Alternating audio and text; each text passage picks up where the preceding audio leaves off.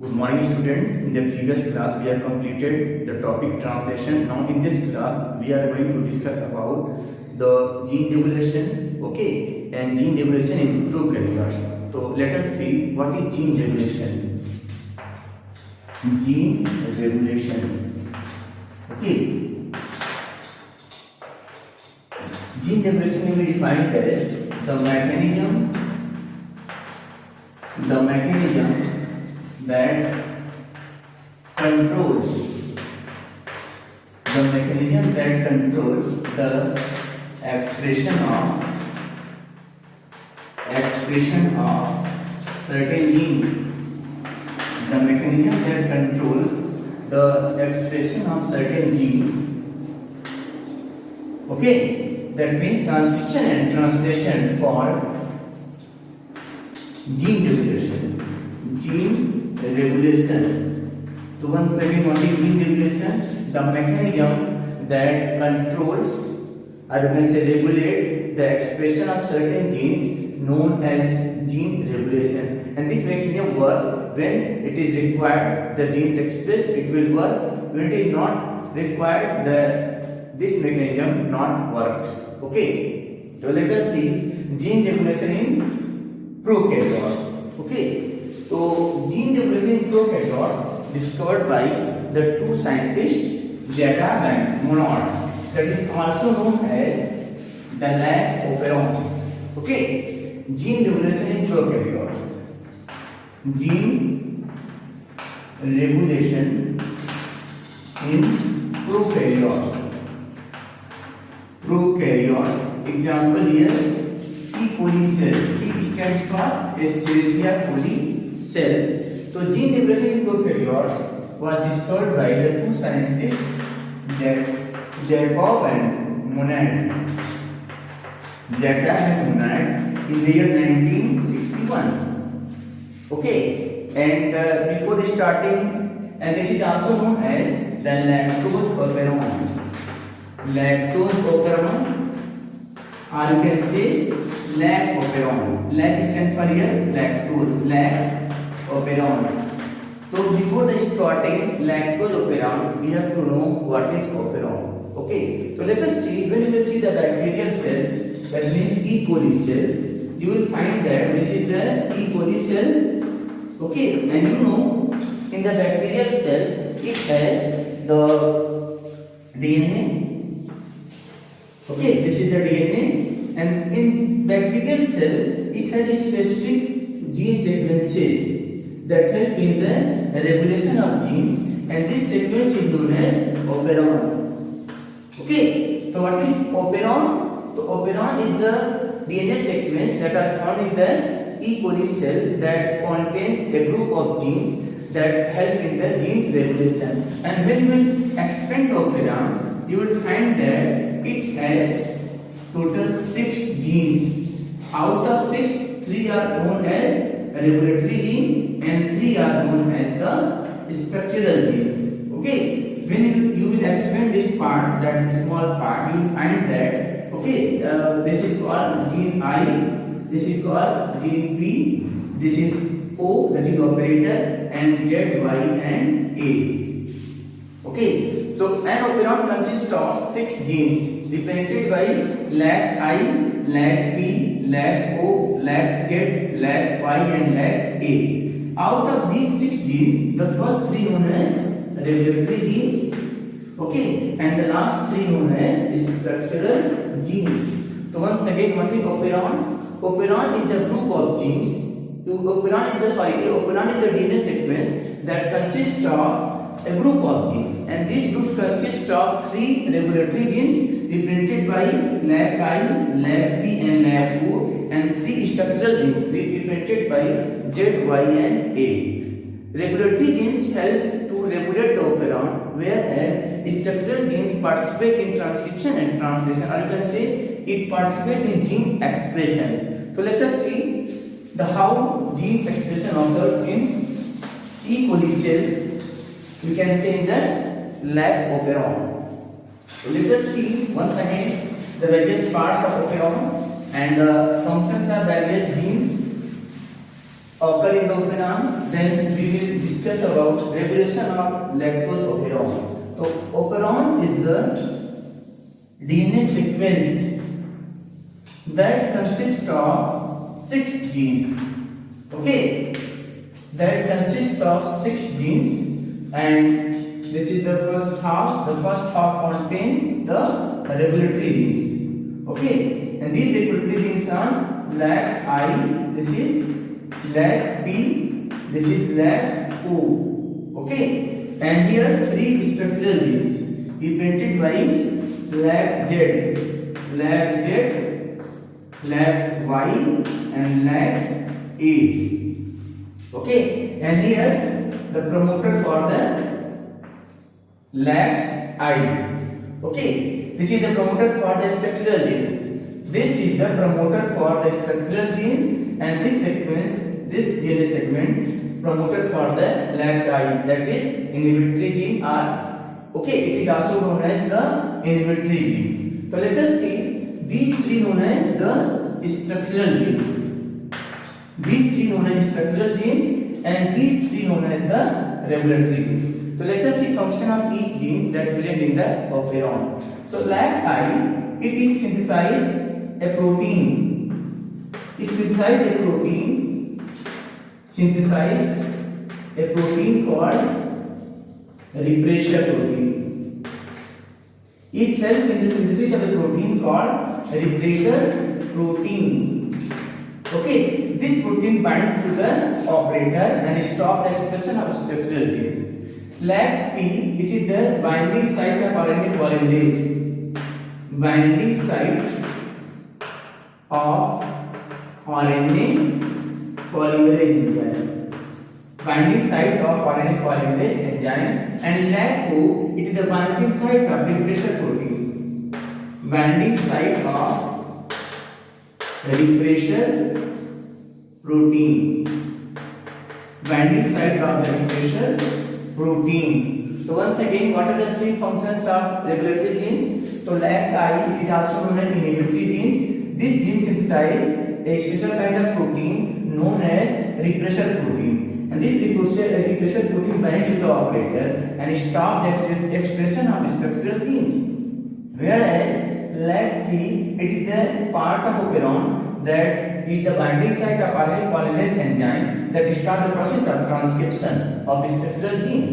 And this LAC-O is the binding site of the repressor protein that enables the process of transcription and translation of structural genes. Now let us see the function of these structural genes that is represented by LAC-Z, LAC-Y, and LAC-A.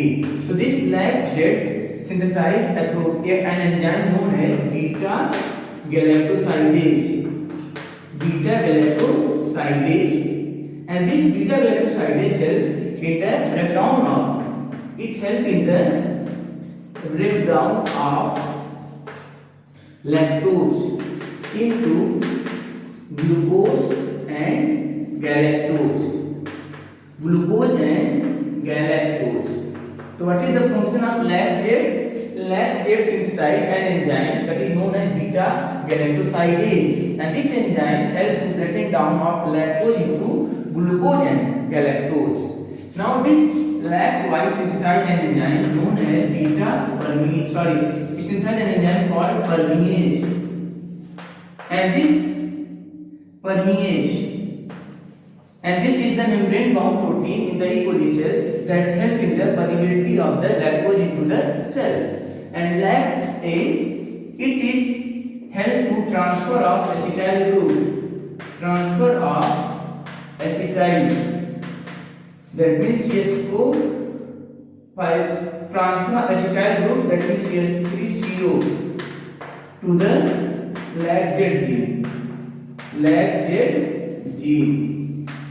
Okay, because LAC-Z requires acetyl group to function. So once again, what is the function of LAC-I? It is also known as inhibitory gene. This gene synthesizes an enzyme and protein known as repressor protein, and this repressor protein binds to the operator and stop the expression of structural genes. And what is the function of LAC-P? LAC-P also known as promoter. It is the binding site of polymerase to start the process of transcription of the structural genes.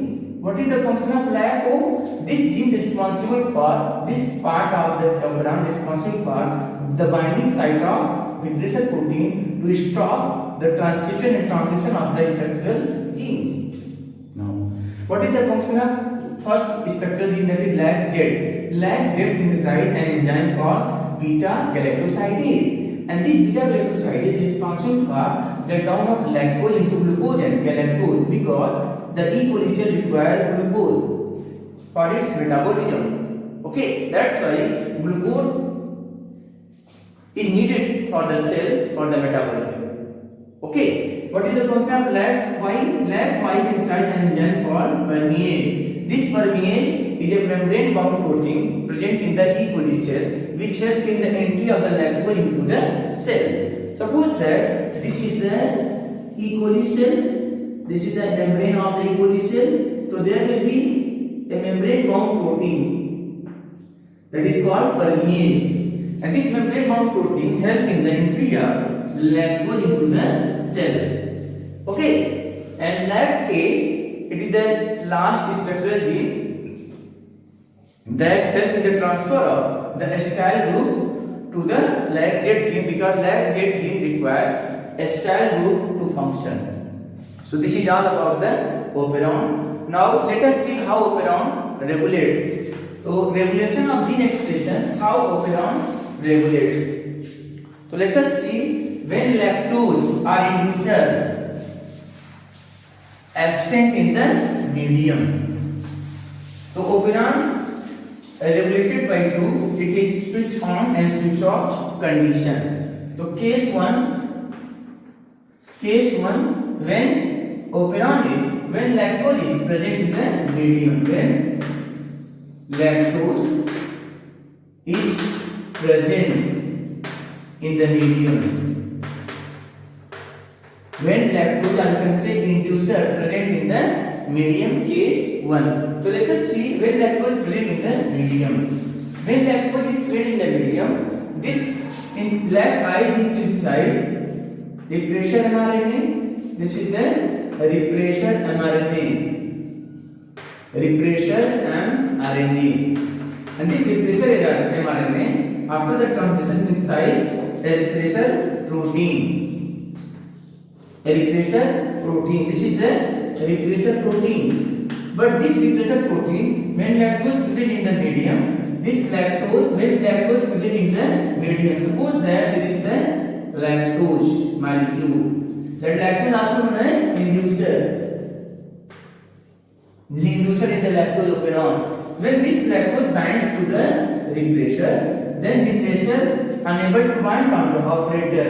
As a result, this is the binding site of RNA. This is the RNA polymerase. So when repressor is absent on the operator, this RNA polymerase can move easily. As a result, these structural genes synthesize mRNA. And finally, it synthesizes all the three enzymes that is required for the regulation of operon, that is beta galactosidase, second one is permease, and third one is transacetylase. Okay, so when lactose absent in the medium, when lactose present in the medium, then what happens? When lactose present in the medium, then lactose also known as inducer. This inducer binds to the repressor protein. As a result, the repressor protein cannot bind at the operator. As so, RNA polymerase can move forward easily. That is responsible for expression of structural genes. That means synthesis of mRNA and finally synthesis of the three enzymes that is required for regulation of the operon. Now let us see when lactose absent in the medium. Case 2, when lactose absent in the medium. That means inducer absent in the medium. So when lactose absent in the medium, then what happens? This LAC-I gene synthesizes repressor mRNA again. This is the repressor mRNA, and finally synthesize the repressor protein. This is the repressor protein. When lactose absent in the medium, then what happens? Okay, inducer absent, then this lactose binds to the operator. As a result, this RNA polymerase cannot move ahead. So there is no transcription. No transcription of structural genes, that is no mRNA, and no translation of structural, no translation of structural genes, and operon off. Finally, operon off. Okay, so once again, when lac was absent in the medium, or you can say initial absent in the medium, then lac I gene synthesize a repressor mRNA and finally synthesize repressor protein. This repressor protein binds to the operator and stops the expression of structural genes. Finally, the operon become off. So this is all about gene regulation in prokaryotes. So let us see gene regulation in eukaryotes. In eukaryotes, gene regulation occurs at the 4 levels. Okay, in eukaryotes, gene regulation occurs at the 4 levels. So you can see by the seeing this diagram. This diagram helps to read about gene regulation in eukaryotes. You know, in case of eukaryotes, it has the DNA molecule. Suppose that this is the DNA molecule, and this DNA molecule synthesize RNA. And in RNA, you know, there are 2 regions, introns and exons. Introns and exons. The red part represents, suppose that introns. Okay, red part represents the introns. This is the intron, and the green part is the intron. This is the 5 prime. This is the 3 prime. This is the eukaryotic mRNA. Eukaryotic mRNA after transcription. After the processing also takes place, and only exons are there. These introns are removed. So again 5 prime, 3 prime, and finally these mRNA transfer into the cytoplasm of the cell. This is the nucleus. This is the nucleus of the cell. Okay, this is the cell membrane. This is the nucleus, and this is the fully matured mRNA. So in case of eukaryotes, transcription occurs at the 4 level. First, during the synthesis of mRNA from DNA. Second, during the, you can say, processing. And first one during the synthesis of translation, during the transcription, during the processing, during the maturation, and finally transfer into the cytoplasm. So this is all about gene regulation in eukaryotes also. In the next class, we will discuss about the human the DNA fingerprinting. Thank you.